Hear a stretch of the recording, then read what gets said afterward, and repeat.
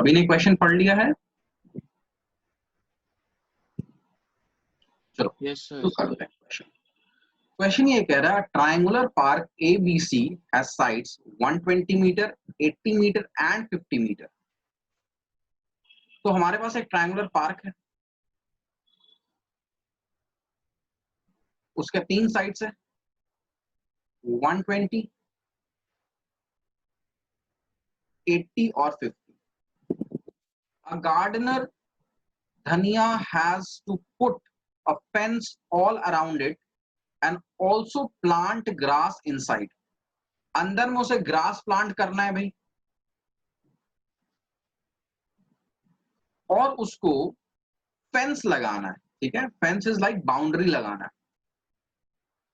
So how much area does she need to plant. सबसे पहले हमें क्या जानना है कि प्लांट करने के लिए कितना एरिया उसको चाहिए। ठीक है, एरिया नीडेड टू प्लांट। तो बेसिकली किस एरिया में उसे प्लांट करना है is equal to area of triangle. तो चलो एक को ए मान लेते हैं, इसको बी मान लेते हैं, इसको सी मान लेते हैं। तो एरिया ऑफ ट्राइंगल हम कैसे निकालेंगे? आइसोसेलेस से निकालेंगे, क्योंकि यहाँ पे कोई और फॉर्मूला तो लग नहीं रहा है ना। स्केलिन ट्राइंगल है तो सीधे आइसोसेलेस ही लगाएंगे, सॉरी हेरॉन्स फॉर्मूला लगाएंगे। हेरॉन्स फॉर्मूला से हम क्या करेंगे? एरिया निकालेंगे। तो फटाफट, क्योंकि मैंने सिखा रखा है, हेरॉन्स फॉर्मूला यूज सर करो। आपकी वॉइस क्रैक हो रही है। हेरॉन्स फॉर्मूला यूज करो और इसका एरिया निकालो। सर आपकी वॉइस क्रैक हो रही थी।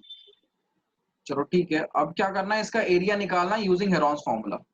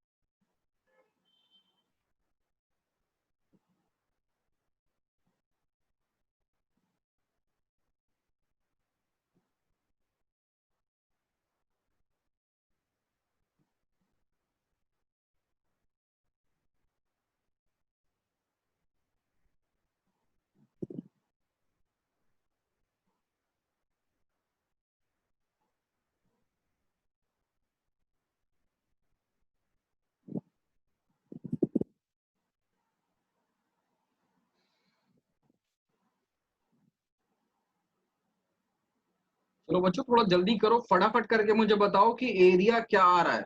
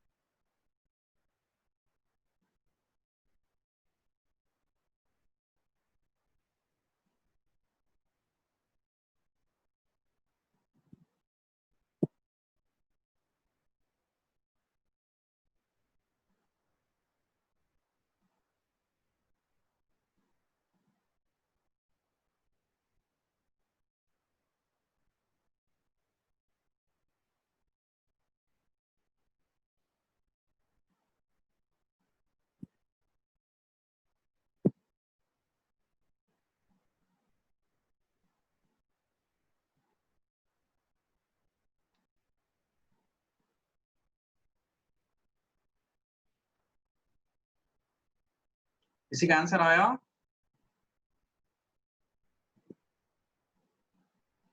Yes sir. बताओ फटाफट बताओ क्या आ रहा है, बहुत टाइम लगा रहे हो। Sir 375 root 15। 375 रूट 15 सभी का आ रहा है। चिराग तुम्हारा 0 आ गया area, how is this possible? 0 area possible कैसे है? सर वो गलती से लिख दिया। अच्छा, और किसी बच्चे का आया आंसर? Sir 2 minute. जल्दी जल्दी थोड़ा फास्ट करो कैलकुलेशन। अब फास्ट का ये मतलब नहीं कि साथ में कैलकुलेटर रख के कैलकुलेट कर लेना, ठीक है, खुद से ही करना है।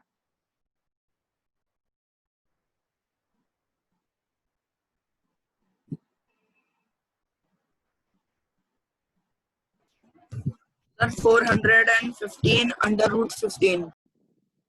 415 अंडर रूट 15 नहीं भैया, 375 अंडर रूट 15 आएगा। देखो कुछ कैलकुलेशन मिस्टेक है।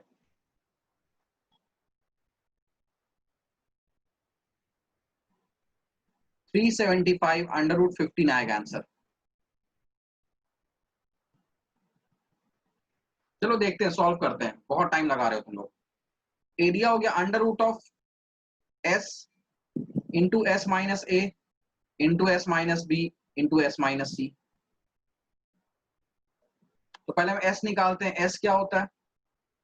a plus B plus C by 2 which is 120 plus 80 plus 50 by 2.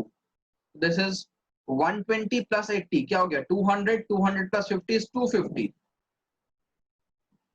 250 का हाफ क्या हो गया भाई? 125। तो s क्या हो गया? 125। अब क्या करता हूं मैं, s माइनस ए है ना, पहले निकाल के रख लेता हूं, ठीक है, थोड़ा यहाँ पे हॉच पॉच कम दिखेगा। तो s माइनस ए का मतलब हो गया 125 माइनस 50। तो भाई 125 माइनस 50 क्या हो जाएगा? 75 हो जाएगा। s माइनस बी 125 माइनस 80, तो इसे 30 और कम कर दो, ये आ गया 45। 45 और सर नेक्स्ट वाला 5। और s माइनस सी अगर हम करते तो 125 minus 120 that is 5। So therefore area निकालो भाई। Area is equal to under root of s। s क्या है? 125 इंटू s माइनस ए है 75 इंटू 45 इंटू 5। अब देखो, अगर इन सभी को तुम मल्टीप्लाई करो ना तो एक बहुत बड़ा नंबर आ जाएगा जिसको बाद में सॉल्व करना बहुत मुश्किल है। तो इसको थोड़ा सा छोटा करने की कोशिश करो। 25 को हम लिख सकते हैं 5 इंटू 5 इंटू 5, ठीक है। बच्चों एक बात ध्यान रखो, 9th में आ चुके हो, कैलकुलेशन को थोड़ा फास्ट करना है, ठीक है। अगर कहीं 25 है तो तुम ऐसा नहीं कि तुम यहाँ पे ऐसा निकालना शुरू कर दो, 5 5 5 2 10 5 5 25 5 से 5 चला गया, इतना नहीं। अब मैं एक्सपेक्ट करता हूं कि थोड़ा सा मेंटल कैलकुलेशन तुम मैथ्स में कर पाओ, ठीक है। तो 125 को हम सीधे लिख देंगे 5 इंटू 5 इंटू 5, ठीक है। नाउ 75 को क्या लिखा जा सकता है? 75 को लिखा जा सकता है, बताओ क्या लिखा जा सकता है? 25 इंटू 3। 25 इंटू 3, तो 25 हो गया 5 इंटू 5 इंटू 3, ठीक है। 45 होता है 5 9 तो 5 इंटू 3 इंटू 3, ठीक है। 45 क्या होता है? 5 9 45 होता है। 9 को क्या लिख सकते हैं? 3 इंटू 3, तो 5 इंटू 3 इंटू 3, और एक बचा 5 और। अब देखो भाई, पेयर बनाओ फटाफट। ये 5 के बदले एक 5 बाहर आया, इस 5 के बदले एक 5 बाहर आया, ये 5 और ये 5 के बदले एक 5 और बाहर आया। और कोई पेयर है? नहीं, पेयर बन रहा है। 3 का देखो, एक पेयर 3 का है, उसके बदले एक 3 बाहर आ गया, अंदर क्या बचा? एक 3 और एक 5, दैट इज 15। तो बाहर आ गया 5 इंटू 5 इंटू 5, 125 ऊपर कर रखा हमने, इंटू 3, तो 125 इंटू 2 क्या होता है? 250, उसमें और 125 ऐड कर दो तो क्या हो जाएगा? 375। 375। तो ये आ गया हमारा एरिया, ठीक है। चलो यहां तक कॉपी हो गया। Yes no sir. सर। चलो फटाफट, जो जिसने नहीं किया वो फटाफट करो और फटाफट मुझे चैट में बताओ, फिर आगे करते हैं हम।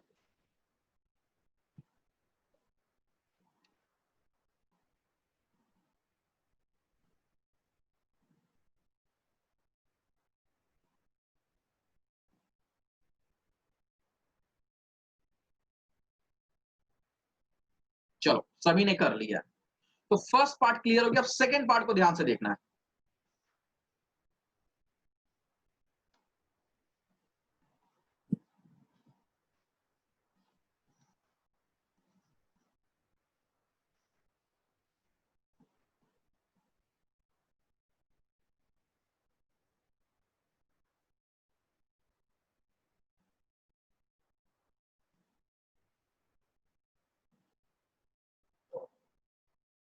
नेक्स्ट पार्ट देखते हैं। नेक्स्ट पार्ट क्या बोल रहा है? Find the cost of fencing it. Fence करना है विथ अ बार्ब्ड वायर, एक तरीके का वायर है जिससे फेंस करना है, एट द रेट ऑफ ₹20 पर metre, leaving 3 metre wide for gate on one side. तो यहां पे गेट लग गया, suppose this is the gate. Gate कितना है? 3 मीटर वाइड है। बाकी में हमें क्या करना? बाकी में हमने इसको फेंस कर देना। बाकी में इसको फेंस कर देना है, ठीक है। तो फेंस कितना हमें, कितने लेंथ में हमें वायर का फेंस लगाना पड़ेगा? तो देखो यहां पे length to be fenced,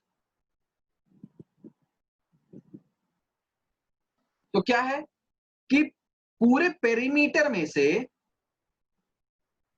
that is हम लिख सकते हैं a प्लस बी प्लस सी -3। बात आई समझ में? ए को तो पूरा फेंस करना है, बी को पूरा फेंस करना है, लेकिन सी को पूरा फेंस नहीं कर रहा, उसमें से 3 मीटर का स्पेस हमें छोड़ देना है। तो मैंने क्या लिखा? a प्लस बी प्लस सी -3। यहां तक बच्चे बात समझ में आ गई? a प्लस बी प्लस सी -3, ठीक है। तो बस वैल्यू पुट करो। a क्या है? 50, b क्या है? 80, c क्या है? 120 -3। तो ये हो गया 250 -3, दैट इज 247 मीटर को हमें फेंस करना है। और रेट ऑफ फेंसिंग क्या? 20 पर metre. So for 1 metre, cost of fencing, 1 metre को फेंस करने में कॉस्ट क्या लग रहा है भाई? ₹20। 20 पर मीटर का यही मतलब हो गया ना कि 1 मीटर को फेंस करने में ₹20 लग रहा है। तो हमें कितना फेंस करना है? For 247 metre, cost of fencing is 247 into 20। तो ये क्या हो गया? 14 4289 224 4940 rupees.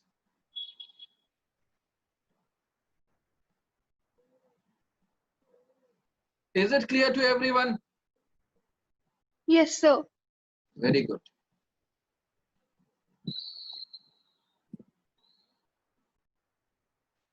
Let me know in the chat box if you have copied everything.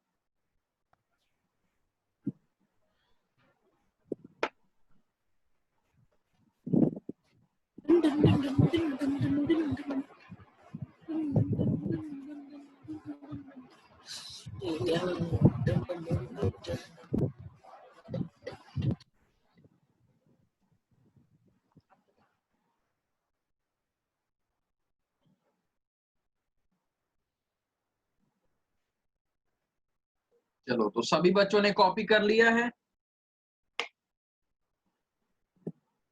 Next question देखते हैं भाई।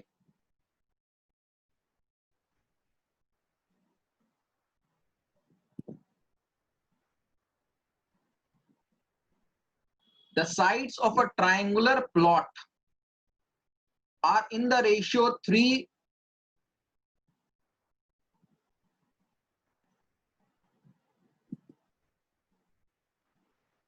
My internet connection is showing unstable.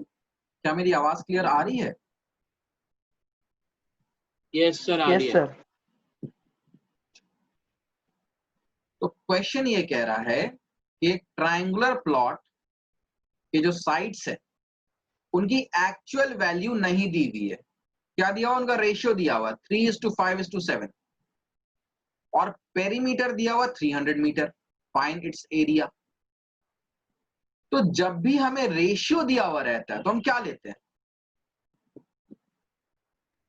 हम साइड्स को क्या ले लेंगे? Late A B 3x, B को हम 5x ले लेते हैं और सी को हम क्या ले लेते हैं? 7x ले लेते हैं। तो क्वेश्चन है पेरीमीटर क्या दिया हुआ है? 300। पेरीमीटर क्या होता है भाई? a plus B plus c is 300। करो यहां पे 3x plus 5x 8x plus 7x 15x। तो 15x की वैल्यू आ गई 300। तो देखो x क्या होगा? 300 बाई 15। 15 से 2 टाइम में 30 कट गया, 1 0 बच गया, ये आ गया 20। तो x अगर 20 आ गया तो देयरफॉर a क्या हुआ? 3 इंटू 20 दैट इज 60। b क्या हुआ? 5 इंटू 20 दैट इज 100। और c क्या हुआ? 7 into 20 that is 140।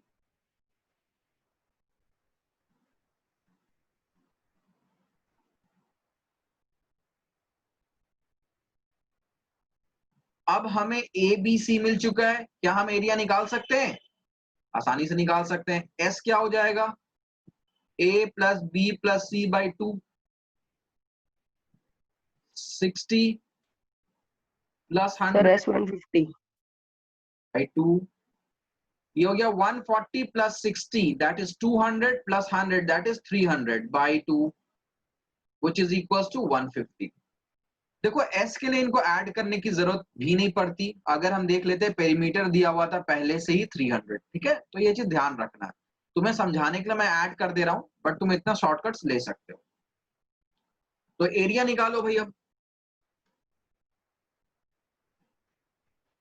Under root of S into S minus A into S minus B into S minus सी।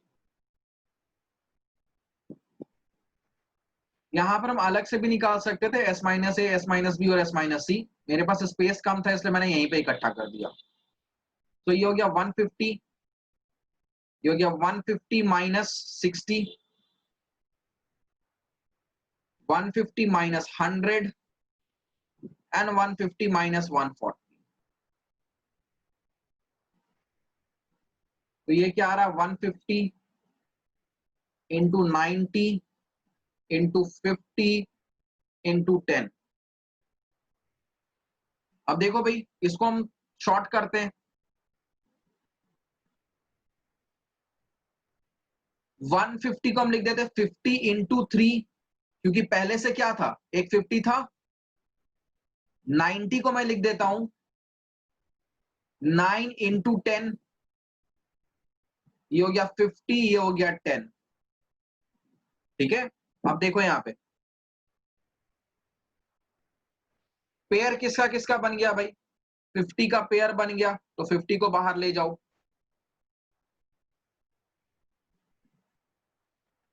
50 को बाहर ले जाओ। फिर 10 का भी बन गया। 10 का भी पेयर बन गया, 10 को बाहर ले जाओ भाई। 9 का हमें पता अंडर रूट क्या होता है? 3 होता है, तो 9 को भी बाहर ले जाते हैं। ठीक है, 9 का पेयर नहीं है लेकिन पता 9 का अंडर रूट क्या होता है? 3, तो उसको भी बाहर ले जाते हैं। अंदर क्या बच गया भाई? एक 3 बच गया बस। देखो, सिर्फ एक 3 बच गया, तो इस 3 को हमने रख दिया अंदर। तो क्या आया? 5, ये हो गया 500 इंटू 3, 1500 रूट 3 मीटर स्क्वायर। सभी बच्चों को क्लियर है ये कॉन्सेप्ट? Yes, sir. बहुत अच्छा। तो आज रात में जो मैंने आज पढ़ाया मैथ्स में, उसके बेस पे मैं एक असाइनमेंट दूंगा। ठीक है, जो पढ़ाया उसी के बेसिस पे होगा वो, तो उसे तुम प्रैक्टिस करना, ठीक है। और जैसे कि मैंने ग्रुप पे बताया ही था कि नेक्स्ट मैथ्स की क्लास में मैं डाउट्स डिस्कस करूंगा। तो तुम्हें करना क्या है, तुम्हें एक छोटा सा काम करना है कि सभी बच्चों को जो डाउट्स हैं उनका क्वेश्चन नंबर, ठीक है, क्वेश्चन नंबर लिख के मुझे व्हाट्सएप पे सेंड कर देना है। सिर्फ उन्हीं क्वेश्चंस को मैं डिस्कस करूंगा, ठीक है, सभी क्वेश्चंस को नहीं करूंगा, उसमें टाइम बहुत ज्यादा वेस्ट होता है। जो क्वेश्चंस बच्चों से नहीं बन रहे, उन क्वेश्चन का क्वेश्चन नंबर एक पेज पे लिखना, ठीक है, और उस पेज का इमेज मुझे भेज देना, ठीक है। एक पेज पे उन सभी क्वेश्चन का क्वेश्चन नंबर्स लिखना जो नहीं बने हैं और उनका इमेज मुझे सेंड कर देना। सिर्फ उन्हीं क्वेश्चंस का मैं अगले क्लास में एक डिस्कशन कर दूंगा, ठीक है। सर वो वाली असाइनमेंट में से ना जिसमें आपने वो एग्जाम्पलर से भेजी थी। हाँ, मैंने दोनों का बोला, चैप्टर 2 पॉलिनोमियल्स का पहले कर लेना, ठीक है, क्योंकि जो हमारा टेस्ट होगा अगला, ठीक है, अब हमारा नेक्स्ट टेस्ट जो होगा वो मैं बताऊंगा, या तो सैटरडे को हो सकता है टेस्ट, ध्यान दो, या तो टेस्ट सैटरडे को हो सकता है या तो मंडे को हो सकता है। अगर पॉलिनोमियल्स का नेक्स्ट क्लास में सारा डाउट्स क्लियर हो गया तो we can have a test on Saturday also, ठीक है। तो दैट्स व्हाई नेक्स्ट क्लास में our focus will be polynomials. Polynomials हमारा फोकस होगा, नहीं, test will only be of polynomials. एक एक चैप्टर करके ले रहा हूं कि प्रैक्टिस तुम अच्छे से करो। अभी सिर्फ पॉलिनोमियल का मैं टेस्ट लूंगा और उसके बाद फिर मैं लाइन्स एंड एंगल्स, वो अलग टेस्ट होगा। जो नेक्स्ट टेस्ट है which can be on Saturday और मंडे, मैं 2 दिन का टाइम दे रहा हूं, ठीक है, सैटरडे टू मंडे के बीच में हो सकता है, मोस्ट प्रोबेबली ऑन सैटरडे। अगर हमने नेक्स्ट क्लास में पॉलिनोमियल के असाइनमेंट से सारे डाउट्स क्लियर कर लिए तो the test will be on Saturday, that is fixed, ठीक है। सो नेक्स्ट क्लास में we will discuss polynomials. Polynomials के पहले हम डाउट्स डिस्कस करेंगे एंड अगर डाउट सबके हो जाएंगे तब फिर हम आगे बढ़ेंगे हेरॉन्स में, ठीक है। तो पहले नेक्स्ट क्लास का फोकस क्या रहेगा, पॉलिनोमियल्स के डाउट्स डिस्कस करना। तो आज की क्लास हमारी ओवर हो गई है, you can leave the session now.